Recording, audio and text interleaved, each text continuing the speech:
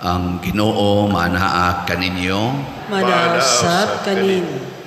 Pagbasa gikan sa Santos nga Ebanghelyo sumala ni Lucas. Mayaw ni ka, o Ginoo. Usa ni ana ka higayon may daghang kobrador sa buhis ug mga makasasala nga miadto kang Hesus aron pagpamati kaniya. Unya ang mga Pariseo ug ang mga magtutudlo sa balaod nagbagulbol nga nag-ingon, kining tawhana nag-abi-abi sa mga makasasala ug nakigsalo pagani kanila. Tungod niini misugilon kanila si Hesus ug usa ka sambingay. Si Hesus mipadayon sa pag-ingon, dihay usa ka tawo nga may duha ka anak nga lalaki. Usa ka adlaw ni ana ang manghod miingon sa iyang amahan, tay, hatagi na ako sa akong bahin sa katigayunan. Busa gibahin sa amahan ang katigayunan tali sa duha niya ka anak. Tapos sa pipila ka adlaw gibaligya sa manghod ang iyang bahin ug milangyaw siya sa layong dapit diin giusika niya ang iyang salapi sa mga kahilayan hangtod nga nahurot ang tanan. Unya miabot ang usa ka dakong gutom ni adtong dapita o gihatod siya ngadto sa pagkawala gayoy nahot. Busa mialagad siya sa usa ka mga mulupyo ni adtong dapita o gipadala siya ngadto sa iyang uma aron pag-atiman sa mga baboy. Tungod sa kagutom buot unta siyang mukaon sa bunga sa kahoy nga gilawg sa mga baboy apan walay mihatag kaniya. Sa katapusan nakaamgo siya sa iyang dakong sayop ug miingon siya, nagsubra ang pagkaon sa tanang sinuhulan sa akong amahan apan ako ania hapit na mamatay sa kagutom. Busa mupahawa ako niining dapita ug mupauli ngadto sa akong amahan ug sultihan ko siya, tay, nakasala ako sa Dios ug kanimo, dili na ako angayng tawgon nga imong anak, isipan na lang ako nga usa sa imong mga sinuhulan. Busa mi lakaw siya ug mipauli ngadto sa iyang amahan. Apan layo pagani kaayo siya sa ilang balay, nakakita na ang iyang amahan kaniya. Naluoy siya sa iyang anak ug midagan pagtagbo kaniya ug unya migakos ug mihalok kaniya. Ang anak miingon sa amahan, tay, nakasala ako sa Dios ug kanimo, dili na ako angayng tawgon nga imong anak. Apan ang amahan mitawag sa iyang mga sulugoon, dali, miingon siya, dad-a ngari ang labing maanindot nga bisti ug isulob kaniya. Sulobi usab og singsing ang iyang tudlo ug sapatusi siya. O kuhaa ang linaming nga nating baka ug ihawa, kay magkumbira kita. Kay kining akong anak namatay na, apan karon nabuhi, nawala siya, apan karon hikaplaga na. Busa gisugda nila ang kumbira. Niining higayuna didto sa uma ang anak nga magulang. Sa iya ng pagpauli ug sa diha nga duol na siya sa balay, nabati niya ang huni ug ang panagsayaw. Busa iyang gitawag ang usa sa mga sulugoon ug iyang gipangutana, nagunsa man kamo diha? Mitubag ang sulugoon, ang imong manghod mipauli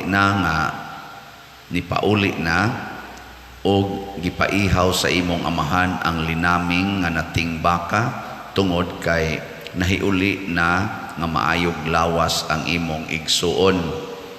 Nasubo pag-ayo ang magulang ug midumili siya pagsulod sa balay. Busa migula ang iyang amahan ug gialam-alaman siya aron mosulod. Apan mitubag siya, tay, huna-huna aragod, Sulod sa daghang mga tuig, nagsilbi ako kanimo ingon sa usa ka ulipon, ug wala ako makasupak sa imong mga sugo bisan makausa. Apan unsa may imong gihatag kanako, wala gayod. Bisag kanding na lang unta aron maglipay ako uban sa akong mga higala. Apan kanang imong anak nag-usik-usik sa tanan mong katigayunan uban sa mga daotang babae og sa iyang paghiuli imo hinuong giihawan sa linaming nga nating baka. Ang amahan mitubag, dong ikaw kanunay uban kanako og imo ang tanan kong katigayunan. Apan kinahanglan gayod nga magkumbira og maglipay kita kay ang imong igsuon namatay na og karon nabuhi, nawala siya og karon hikaplagan na. Ang Ebanghelyo sa Ginoo. Dayon ikaw, O Kristo.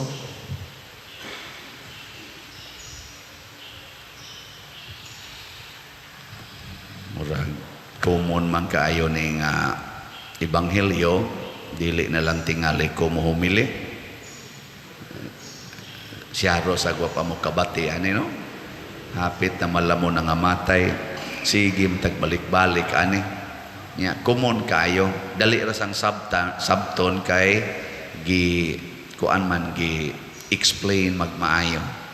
Nya kuan yo kayo ba kanang common nga kahimtang, pero nangita lang ko bag-o nga punto. Ang bag-ong punto nga akong nakita dinhi nga kining duha ka managsuon naghulagway ni sa simbahan. Ang simbahan dunay duha ka kaning klase sa mga anak. Ang inhana tong simbahan man. Ang mga anak nga nagpabilin diha sa amahan ug ang mga anak nga dili ganahan mupabilin sa amahan. Nya kanang mga nagpabilin sa amahan mao na ang tuas langit ug sa purgatorio. Kay kanang purgatorio part man as langit. So ang tuas langit ug sa purgatorio maunay mga buutan nga mga anak. Ganahan mo dito? Adi mo ganahan? Ganahan. Kining ni as kalibutan, ang mga anak dinhi nga nawala or mobiya sa amahan, kanang hilig kay kwarta. Kana bang kwarta gid ba? Mao na siya. Bilingi ay mong tupad. Ing na unsa may hilig nimo, langit o kwarta? Sige. Mao na siya. So kana di ay mga anak sa Ginoo, ang tinuod yung anak sa Ginoo, dili na sila maghunahunag kwarta. Ang ila, ang presensya sa amahan, ang presensya sa Ginoo. May kwarta man, uwa, mauna. Pero doon ay panahon nga kining hilig sa presensya sa Ginoo, masina o gamay sa mga tao nga hilig o kwarta. Nga naman, kay kini manggong atong Ginoo, tungod kay di man siya hilig og kwarta, pero way limit ang iyang bahandi, di sa ni siya mahadlok mo gasto kwarta. Kani bang Ginoo ba? Purti ning mo gasto kwarta, way limit. Nga naman, kay kani manggong sala, kining pag sigig himulag na to sa amahan, expensive kayo ning sala. Kung gusto natong buntogon ang sala, expensive. Mahal ba? Tanawa lang ng magkaso mo kinihaay aron makuhang hustisya. Ang sama na inikaso, mahal o mahal maproblema gyud ka. Oh, kana sala man na nga kunuhay pangitaag hustisya. Gasto gyud kayo. Muna dire sa atong ebanghelyo, ang sinugdanan palandaan katunga dayon sa bahandi sa amahan, gipangayo dayos makasasala, gihatag wa hatag. Human giwaldas, waldas dito, hurot dayon. Amo gyud hurot maginang kwarta. Yan niuli. Unsa man gigastuhan wa gastuhan na saan? Ana. Why daghang pangutana? Gastuhan dayon. Mahal ra ba kaayo? Muna pagkakita sa katong mga tao nga nagbinuotan kuno na nasina. Ingon grabe naman sad ni. Di ba kabantay mo na ay mga Ginoo, na ay mga tao nga kana bitang buangon kay tanan pero mo asinso og may. Pero kaninong gasigig simba, di galisod og palit og slat. Ano bang gagukod ba? Gagukod ang kaning kinabuhi ba? Gagukod sa panginabuhi. Pero kanino maglingkod-lingkod lang, mga sugarol kay tanan, ana, musuyo pa, mga bit pa, mga bakba pa imo, gaanima lang. Pero usahay, di gid usahay kadaghanan. Mo asinso gyud. Kabantay mo ana. Nya di mo masina na. Dili? Mga naong ninyo masinahon kayo. Ako sa di man ko masina pero usay makapangandoy ko baka nang ilang giinom gipalit pala nagslat unta. Kanang ilang sigig ojis gipalit pala ta nagslat. Usahay gud maapil pa nako handom kanang ilang gipalit ana mga luhok ing sakyanan nga tag 10 million, tag 6 million gipalit pala nagslat unta gana ko. Nga na pa jud koy gihunahuna nga mas dako pa ingon ko kanang ilang gisigig gubat diha ba nga perting mahala anang ilang mga armas gipanggamit gipamalit pala nagslat.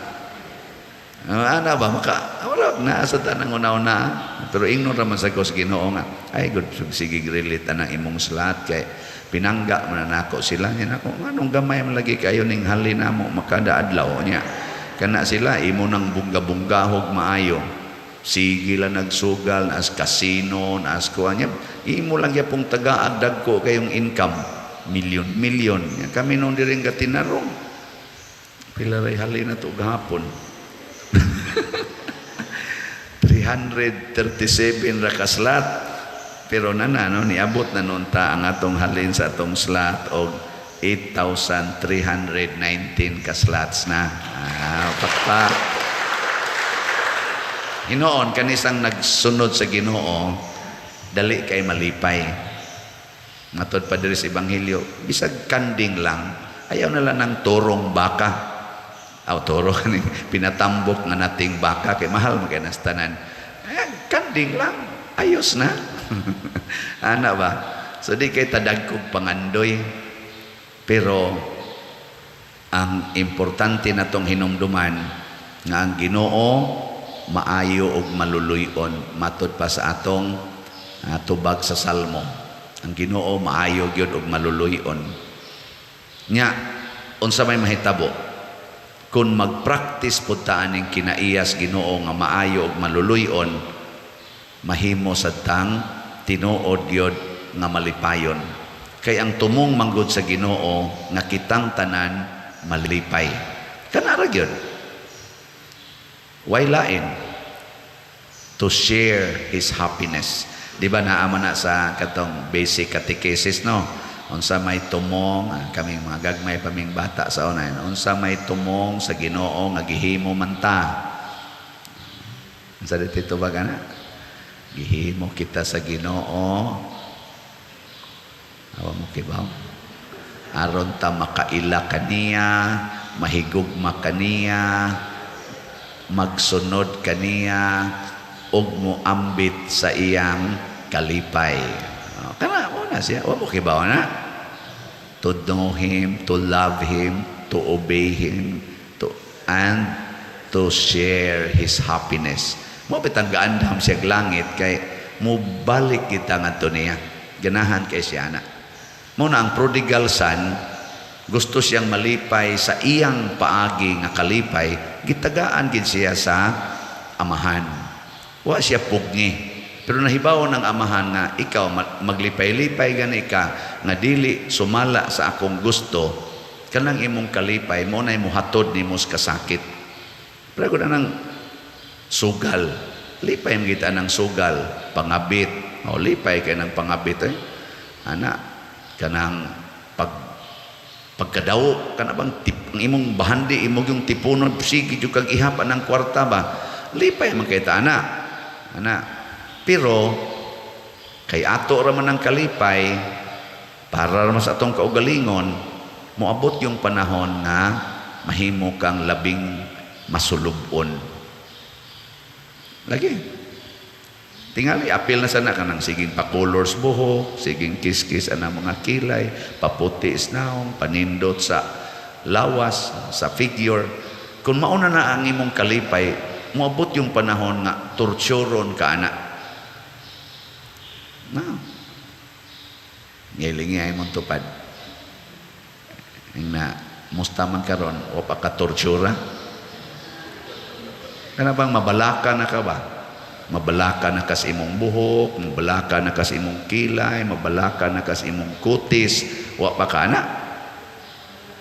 Og naa ka torturon gyud ka na gyud. Labi na gyud og gusto jud kay ka healthy gyud ka kanunay kay matud pa nimo health is wealth.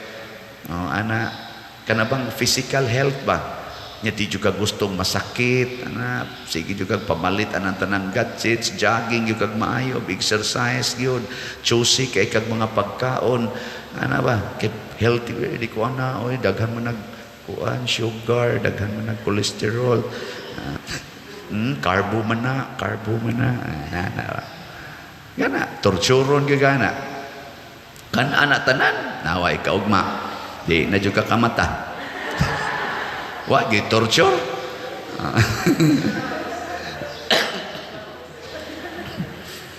Why torture? Kana bita mga doktor, siging opera, siging tambal, pag abot na gis panahon nga kana bitang wa na gyud.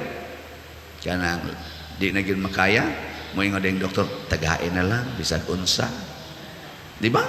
Nganong karon pa man gitagaan dok, katong tatong sa una, karon wa na man taste. Di naman ganun naka-feel o unsa nakainiton ang Milo.